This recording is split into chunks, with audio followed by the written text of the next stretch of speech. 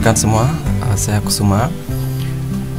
Pada kesempatan kali ini kita akan sama-sama membahas tentang logika fasi.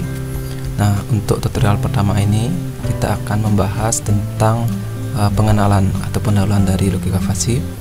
Logika fasi sendiri agak berbeda dengan logika digital. Jadi kalau kita amati logika digital itu dia pasti memiliki nilai, kalau tidak 0 ya 1, entah hasil dari logika OR, AND, XOR dan sebagainya, pasti menghasilkan kalau tidak 0 ya 1. Namun demikian, logika fasi ini memungkinkan kita untuk memiliki nilai antara 0 dan 1, misalnya nilai setengah, 0,75 atau 0,8 dan sebagainya. Nah, nilai-nilai antara 0 dan 1 inilah dikenal sebagai sesuatu yang kabur atau samar, tidak jelas eksak, tidak hanya 0 dan 1. Nah, logika fasi sendiri dikenalkan oleh Lotfi Asadeh. Jadi beliau adalah profesor emeritus di UC Berkeley dan sudah dikenalkan tahun 1965. Fasi ini sendiri ada logika yang sebenarnya lama, sudah sangat lama, namun terkesan baru karena baru dikenalkan tahun 60-an. Namun sebenarnya pola pikir kita sehari-hari lebih mengarah ke logika fasi ketimbang logika eksak atau logika digital. Sebagai contoh, misalnya kita dihadapkan pada penentuan tinggi badan seseorang. Jadi sebenarnya tidak ada satu patokan bahwa tinggi badan seseorang itu harus bisa dikatakan benar-benar tinggi atau benar-benar pendek. Namun disinilah nilai fasi atau kabur atau samar itu dapat digunakan. Misalnya untuk menyebutkan tinggi badan seseorang, kita bisa sebutkan sebagai pendek, agak tinggi, kemudian tinggi, atau sangat tinggi. Jadi beberapa kata misalnya agak atau sangat atau kurang dan sebagainya, itulah yang membentuk suatu kekaburan dari fasi. Pengaruh suatu keanggotaan fasi kita kenal dengan istilah derajat keanggotaan.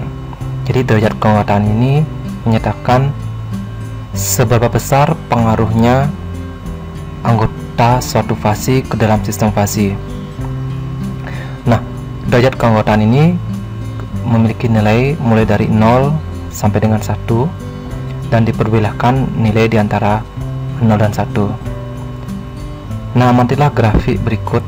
Nah, grafik berikut adalah suatu grafik yang menggambarkan perubahan atau transisi 4 musim dalam setahun. Secara logika, kalau kita amati, sebenarnya setiap pergantian dalam satu musim, dari satu musim ke musim yang lain, tidak akan terjadi begitu saja, tidak akan tiba-tiba terjadi, namun biasanya terjadi suatu transisi. Nah, penggambaran ini adalah penggambaran dengan sistem non-fasi. Non-fasi bermakna bahwa satu keanggotaan bernilai 1 atau 0 saja. Jadi kalau tidak 1 ya 0. Nah, dengan demikian kalau kita amati di bulan Juni sebagai contoh, akan terjadi tiba-tiba perubahan dari musim semi menjadi musim panas. Nah, tentunya di dunia nyatanya tidak akan terjadi seperti itu, namun akan terjadi suatu transisi. Nah, mungkin penggambaran 4 musim tadi bisa kita ubah dalam sistem fasi dengan grafik sebagai berikut. Nah, kita amati pergantian dari musim semi ke musim panas, kemudian dari musim panas ke musim gugur, dan selanjutnya dari musim gugur ke musim dingin, ada suatu transisi. Nah, transisi ini diperlihatkan dari derajat keanggotaannya.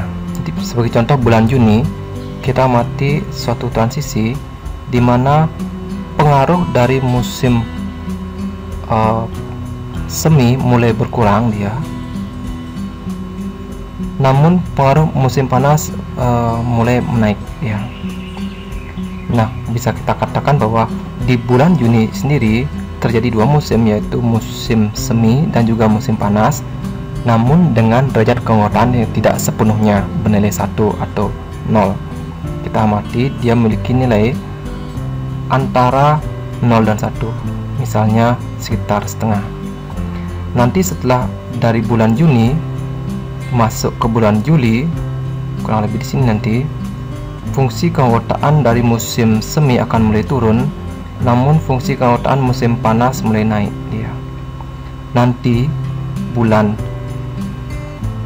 Juli Agustus, nah Agustus bisa kita katakan sepenuhnya musim panas, ditandai dengan derajat keanggotaan dari musim panas yang mendekati 1. Nah, demikian juga untuk pergantian pada musim-musim yang lain. Nah, kita bisa amati berdasarkan fungsi keanggotaannya.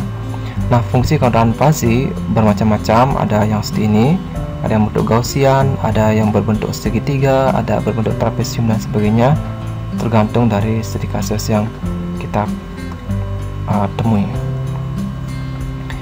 Nah, berikut bagaimana menggambarkan bagaimana derajat keanggotaan itu dibuat dalam fungsi fasi dan non fasi.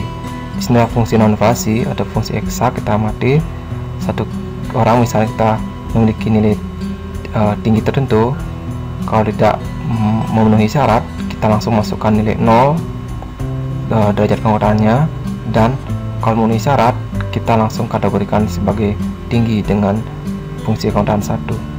Namun di fasi agak sedikit berbeda. Kita amati bagaimana dia sebenarnya mulai tinggi tapi tidak terlalu tinggi sekali, dan kita beri fungsi keanggotaan ini dengan derajat keanggotaan dengan nilai misalnya sebagai contoh 0,3. Demikian juga untuk yang lain, misalnya tidak sepenuhnya benar-benar tinggi, bisa kita kasih nilai keanggotaan derajat keanggotaan nilainya 0,5. Nah, pada pertemuan berikutnya kita akan bahas bagaimana caranya menghitung suatu fasi sehingga akan mendapatkan gambar yang lebih jelas bagaimana fasi ini bekerja.